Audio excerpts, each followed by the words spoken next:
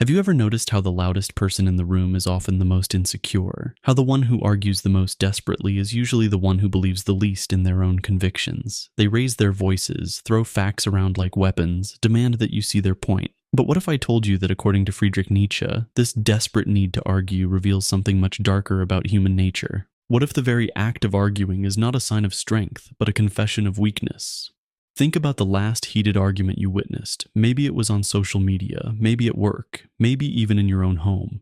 Now ask yourself this: was the person arguing really trying to discover truth? Or were they trying to prove something to themselves? Were they seeking understanding? Or were they seeking validation? Nietzsche saw through this game long before the age of Twitter debates and comment section wars. He understood that most arguments are not about ideas at all. They are about something much more primitive, the desperate need to feel powerful when you feel powerless inside. And that's where we begin to understand why arguing is for weak people. Because when you truly know who you are, when you are secure in your own values and beliefs, you don't need the world to agree with you. You don't need to convert everyone to your way of thinking. You don't need to win every intellectual battle to sleep peacefully at night.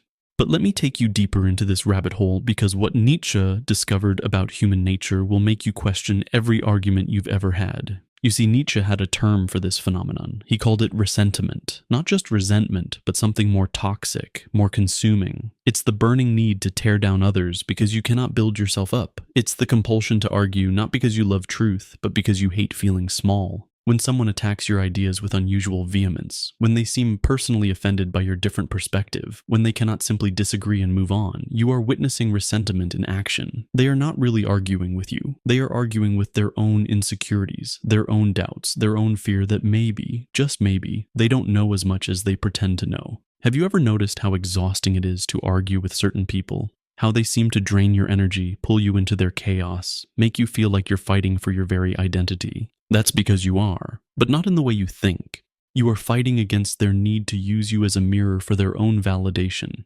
Every time you engage, every time you defend, every time you try to explain yourself, you are feeding their hunger for significance.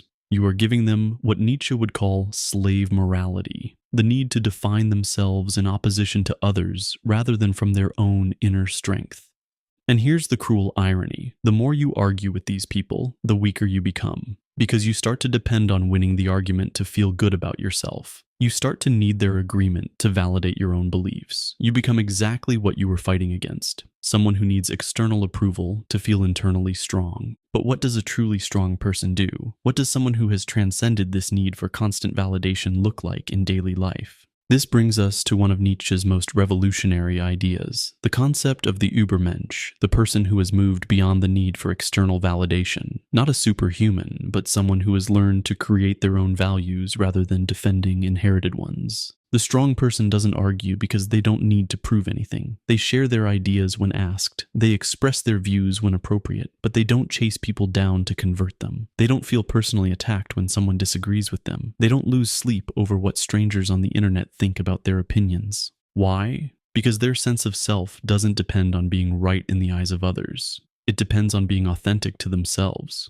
I want you to think about someone you deeply respect. Really think about them. Do they argue constantly? Do they feel the need to have the last word in every discussion? Do they get visibly upset when people don't immediately agree with their perspective? Probably not. Because true strength is magnetic, not argumentative. It attracts rather than attacks. It influences through presence, not through pressure. The strong person understands what Nietzsche meant when he said we must go beyond good and evil. This doesn't mean becoming immoral. It means transcending the childish need to categorize everything and everyone as either completely right or completely wrong. When you're trapped in constant arguing, you're trapped in binary thinking. Everything is black or white, good or bad, right or wrong. But life is more complex than that. People are more complex than that. Ideas are more complex than that. The person who has moved beyond this binary trap can hold multiple perspectives simultaneously. They can see truth in opposing viewpoints. They can disagree without demonizing. They can be wrong without their entire identity crumbling. But most importantly, they can choose their battles. Not because they're afraid of conflict, but because they understand that their energy is precious and finite. And this brings us to perhaps the most practical insight from Nietzsche's philosophy, the art of selective engagement. Every argument you enter, every debate you engage in, every time you feel compelled to defend your position costs you something. It costs you time, energy, peace of mind. And the question you must ask yourself is, what am I getting in return? If you're arguing with someone who is genuinely curious, someone who wants to understand different perspectives, someone who is willing to be changed by new information, then the exchange might be worthwhile. But if you're arguing with someone who just wants to be right, who sees every disagreement as a personal attack, who measures their worth by how many people they can convince, then you're wasting your most precious resource, your attention. The weak person argues with everyone because they haven't learned to discriminate. They react to every provocation, engage with every criticism, feel obligated to defend every belief.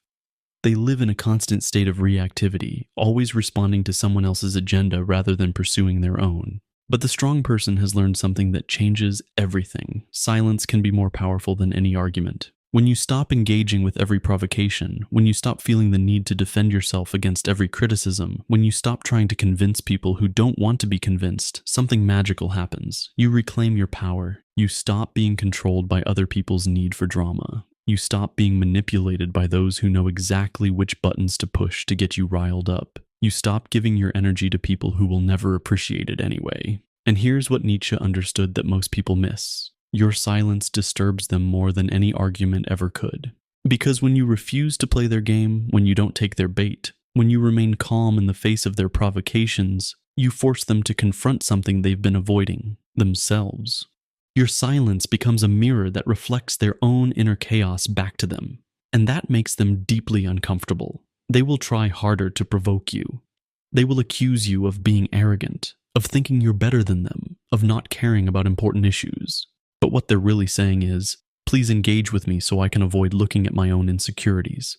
And your continued silence, your refusal to be drawn into their drama, is the most generous thing you can do for them. Because maybe, just maybe, in that silence, they might finally hear their own voice. They might finally confront their own fears. They might finally start the journey toward becoming strong themselves.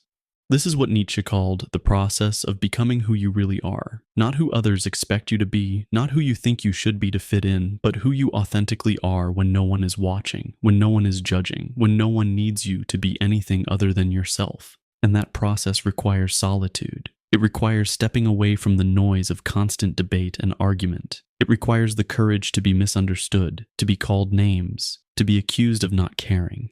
Because the alternative is to remain trapped in the exhausting cycle of trying to prove yourself to people who will never be satisfied with any proof you offer. So I ask you now, how much of your precious life energy are you spending on arguments that change nothing? How much of your peace are you sacrificing to people who mistake loudness for truth? How much of yourself are you losing in the desperate attempt to be understood by those who have no interest in understanding? Maybe it's time to stop arguing and start living. Maybe it's time to stop trying to convince the world and start convincing yourself that you are enough exactly as you are without needing anyone else's approval or agreement. Because when you truly know who you are, when you are secure in your own values and vision, you don't need to argue. You simply exist.